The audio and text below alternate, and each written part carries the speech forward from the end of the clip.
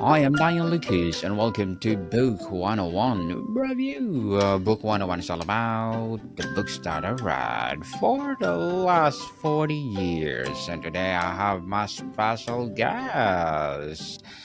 He is Enterprises Strategist, enhancing leadership gravitas, no other than Mr. Ken Merritt. Daniel, good to be here. Thanks for having me. Welcome, Mr. Ken on Book 101 Review. And can you please introduce more about yourself that I miss? Yeah. Again, glad to be here. I am the founding managing partner and CEO of Merritt Advisory Group, where, as you said, we help enterprises with their complex business issues, and we kind of do that in two ways. We help them with organization strategy, and we help them with leadership advisory. And there's a lot within those two areas, but at the end of the day, we help businesses in their leadership be successful. Me, I am in my 25th year as a consultant. And over those years, I've worked, and I started my career with a bunch of large enterprises and global, Fortune 25 companies, and learning, kind of honing my skills in those environments for big brand companies. And over the years, I went from big brand to mid-market, and now my focus and support is around small businesses and mid-market companies. And it's an exciting time to do that type of work. And, I'm here for it. Indeed, Mr. Ken Merritt. Thank you so much for sharing your knowledge and wisdom to the world. And today, let's talk about translating complex business challenges into actionable insights. Tell us, common ground or from the ground up, suggest you're something that we need to tackle about this business. So tell us, what is primarily this topic is all about? Yeah, I think what when you have a business, you're going to have complex issues if you're going to have any success. And so embracing the complexity and being ready to take it on is just fundamental to what organizations and their leaders have to do, right? And what I found in many years of kind of running my own business with Merit Advisory and being a leader in other companies, but more so being an advisor to organizations of all sizes, is that we must turn those complex business challenges into manageable chunks, which we can then try to navigate so that we can learn from them, kind of taking away the insights that we then can intervene and put together actionable plans to go be successful. And what I've learned is the more you accept and understand that that is just what we do on a day-to-day basis, right? I see leaders from time to time become distracted or resistant or even overwhelmed by the nature of complex challenges. And as such, they're just not ready for the moment when they come. And they are coming. They will not coming. I think any leader can expect on an annual basis to have 2 to 3 significant strategic moments that they're going to have to deal with, right? And those can range in things such as how to grow your business or profitability or landscape changes. Or it could be people losing a key employee or bringing on someone that didn't work out quite right, or it could be losing a big customer. But all these things come up, and we have to be ready for them. Be ready for sure. So, Mr. Ken, how do you define the role of someone who translates complexity into action? Are they interpreter, strategist, or simplifier? Yeah, I think they're interpreter, right? But I think the interpretation has to include um, making them simple, actionable ways forward, right? Because I don't want to over um, state that simplicity becomes the outcome because it really doesn't. What's simplistic is that you have to navigate, the steps forward from where you are, rather than relish in the big picture of the complexity from day to day, from hour to hour, right? And so the more we can take and interpret all the dynamics, all the variables, all the, quite frankly, people and stakeholders involved in it, and turn it into um, simplistic actions, step by step, that it then you can build upon. Now you've got something that, as a leader, you can really see the benefits from. And so, yeah, it's more interpreter. You have to bring simplicity to it, but I don't want to overstate that simplicity ever becomes the way, because it doesn't. Right? We're too dynamic. The world is too complex for that. The better we can make our next step simple, the more of a better integrated we'll be, and then the better learning leader will be. Mr. Ken, why is it the ability to move beyond just identifying a problem to articulating the so what and now what so rare and valuable? I think it's because, and this is a little bit about the readiness point, Daniel. I think it's, um, I had a wise leader tell me when I was early in my career. He said, Ken, if you have 5 minutes to do something, it probably behooves you to spend the first three figuring out and navigating the best way to solve and solution, and then take the last 2 minutes to actually execute the solution. And so I think the reason that we kind of struggle in these situations is, a lot of us have a bias for acting and acting now and acting fast, and sometimes speed gets in the way. Sometimes speed gets in. It becomes um, a impediment to getting to the right answer. And so while I always believe we ought to be acting, I also believe we ought to have a bias for solutioning, figuring out the best way that we ought to attack kind of a complex issue, and then acting upon it, right? Just so that we aren't taking bad steps or stepping on potential landmines as we have to move forward and solve our problems. Why do complex challenges so often lead to analysis paralysis in organizations, and how does your process break these cycles? Yeah, I think many times, there's two things we see when it comes to uh, those who get paralyzed by the analysis.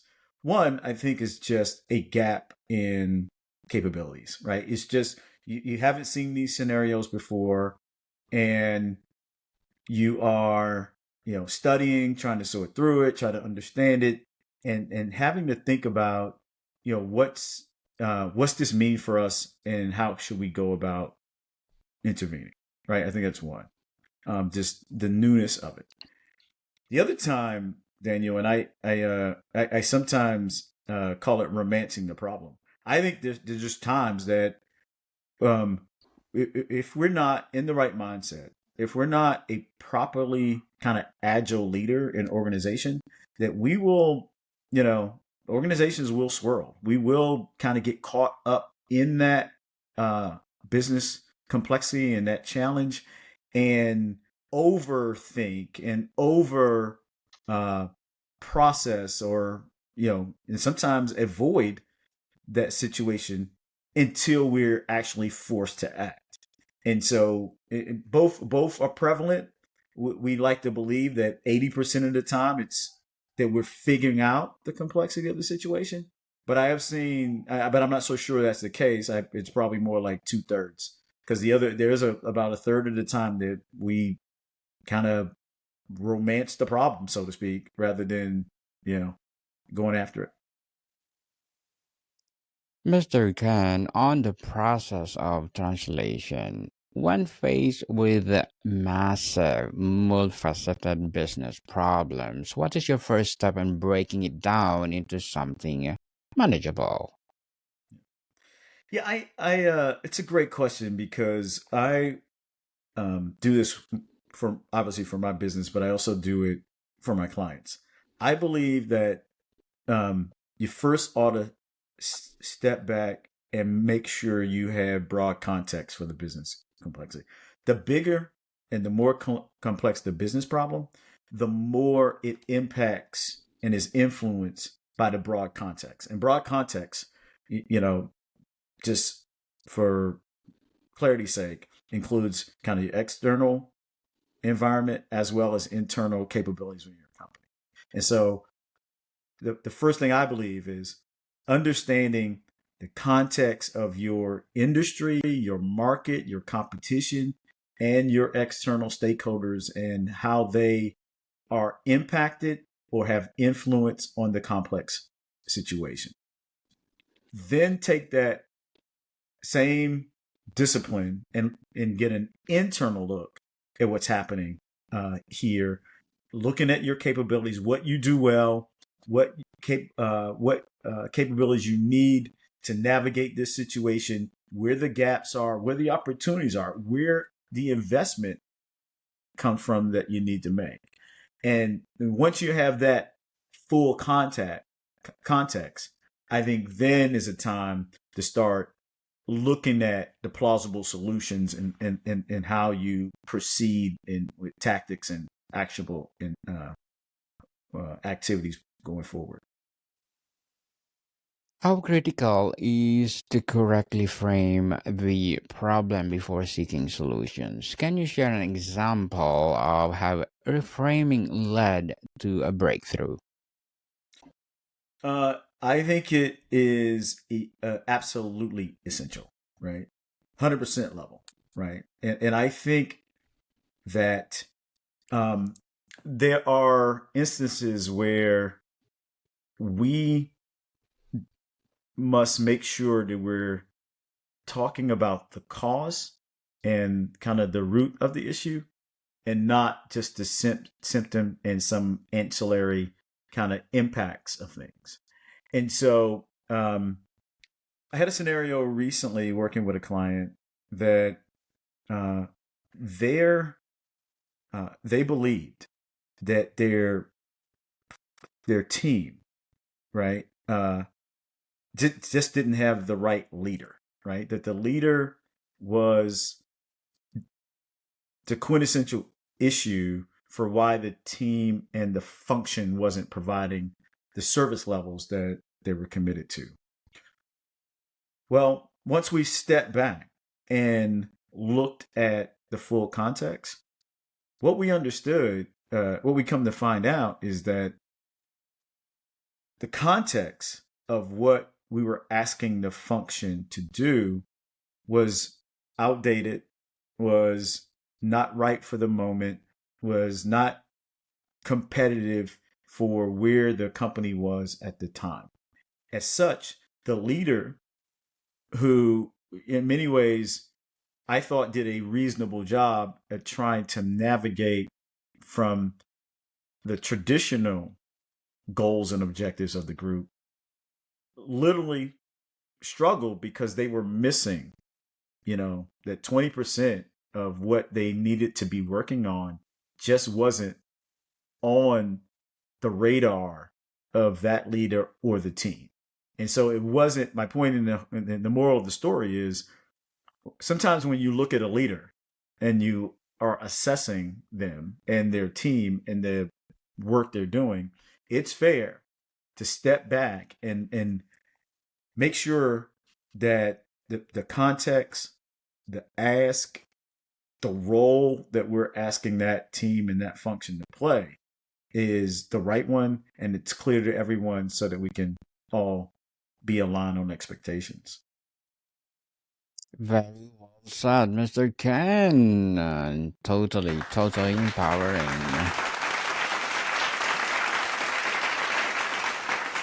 In an age of big data, how do you sift through the noise to find the true signals and transformation raw data into actionable wisdom? Yeah, it is. I think the challenge of our time, right? I think I've been at this 25 years now, and I remember 25 years ago we were mired in process challenges and asking people to solve problems based off process and sometimes their capabilities.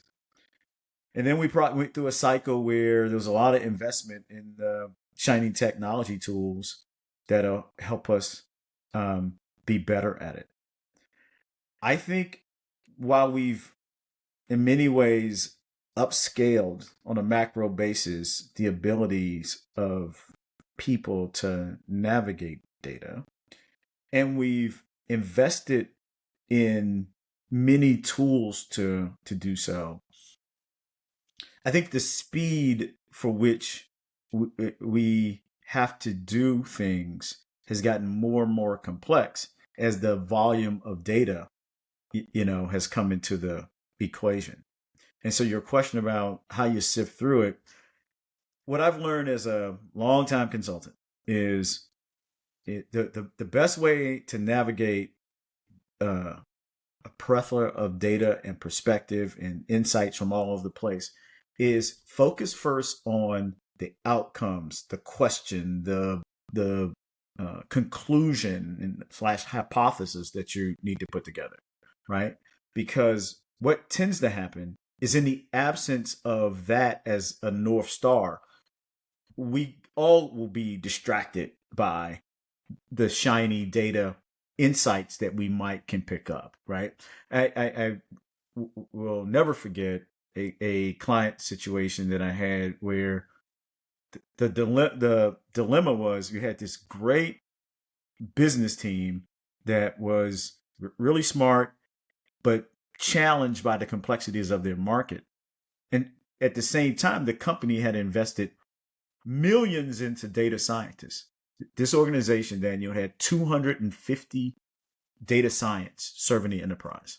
Well, the biggest challenge they had is those two groups being on the same page as to what and how to use the data for the insights that were really needed, right? And so it's tough. It's a significant question, but the first thing we have to do is be clear on what business problem we're trying to solve, what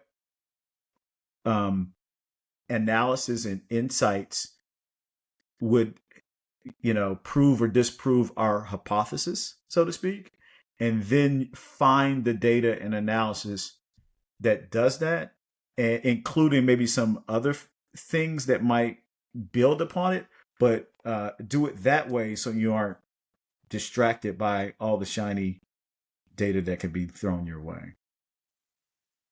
Mr. Ken, tell us what are your short term and long term goals as an entrepreneur? Yeah, as an entrepreneur, my goals are pretty straightforward. In many ways, Merit Advisory, we love what we do, right? And it's me and the team.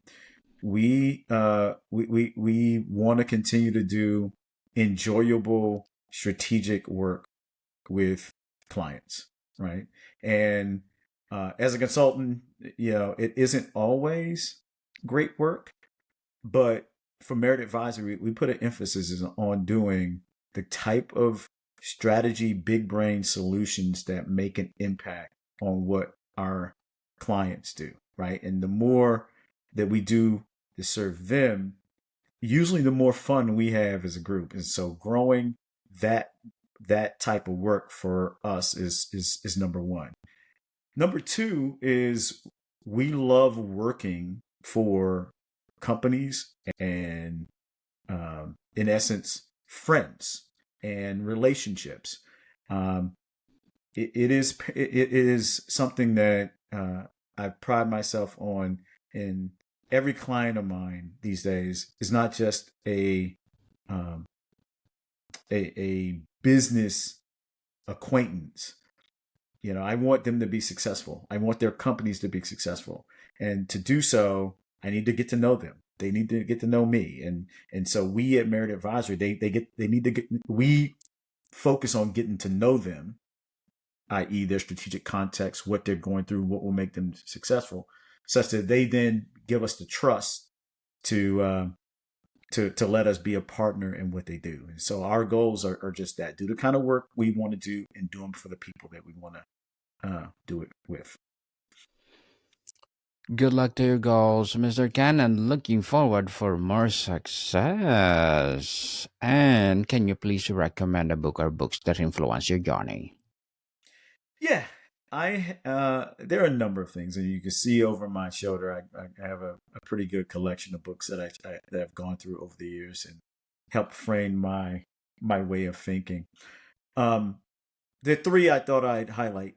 Some of them go back some years, and then some more recent.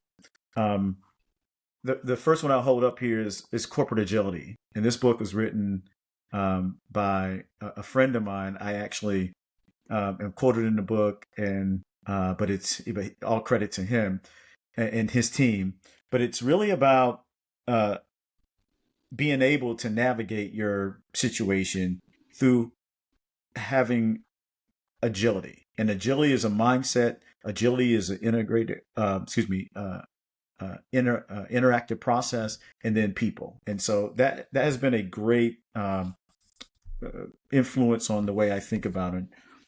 Another one is, we talk a lot about technology and AI, but a big book for me, this one, The Person You Mean to Be, it is one that's a little bit more intrusive, of reflecting on what you should do and how you should go about your business, such that at the end of the day, you're fighting against your biases every day to become a better person. Because when you become a better person, you become a better leader. You become a better leader, you become a better contributor. A contributor to your, not only yourself and your family and those things, but to the companies and your clients and all the things you touch. So that one's been really good. And then the last one is The Technology Fallacy, which I read some years ago. And this one is about, and I think this one gets a little bit, it's a little bit dated now, but it really helped me frame and think about it. It is, while we love to think about technology as the solution, people are the solution, right?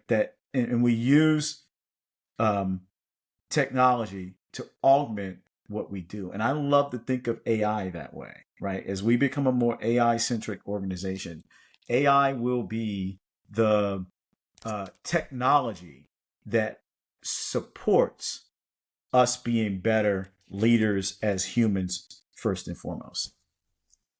Thank you for that recommended book, Mr. Ken. And before we wrap up our discussion for today, I'm inviting you to please do listen to my other podcast, people, my other podcast, because my abstract essay is already in fifth season. Abstract Poetry in second season, and my Book 101 review in fifth season too. Comedy 101 in second season, and my Food 101 in fifth season as well. Geography 101 in fourth season, and my Baby Podcast Law 101 and Mental Health 101. Love Letters in fourth season, and Movie 101 review and Music 101 in fourth season, and Science 101 and Sex 101 in its first season. Please listen to them. wherever you listen your podcast. So, Mr. Ken, if a professional could only focus on improving one skill together to get better at this transition process, what would you recommend? Oh man, that's a great one. I find that um, that leaders who focus on comprehensive well-being tend to do better, right? Meaning, it's not just about your business or about your money. It's not just about your, you know, your even your family and personal things. It's all of those things. And so, for any leader, from mental health, and I love that you had that included in there. Your physical health, your financial health, your spiritual health, if that's where you are. Um, all those things will help you as a leader, and those things help me. And I think if I had one piece of advice to give a leader, I'd be like, think about your comprehensive well-being and have that be your focus, because that is at the foundation of everything you'll do as a leader and get to broad level success. Mr. Ken Merritt, thank you so much for sharing your knowledge and wisdom to the world. Hoping for more and more empowering business to come. So, can you please invite our listeners to support all your advocacy, your business, or whatever projects that you're doing right now? Absolutely. Thank you. So, where do people reach you? Can reach you, Mr. Yeah, you can Ken? reach me at, as you see, merritt-advisory.com. You can also find me on LinkedIn, Kenneth Merritt. You can find Merritt Advisory on LinkedIn and Instagram. We're here and look forward to getting to know you. And if we can ever help, please don't hesitate to reach out to us. Yes, people, let's support Mr. Ken Merritt, because if you support him, as I said, more and more empowering business like this to come. So, Mr. Ken, thank you so much for your time. Thank you, Daniel. Thanks all. More to come, people. See you soon.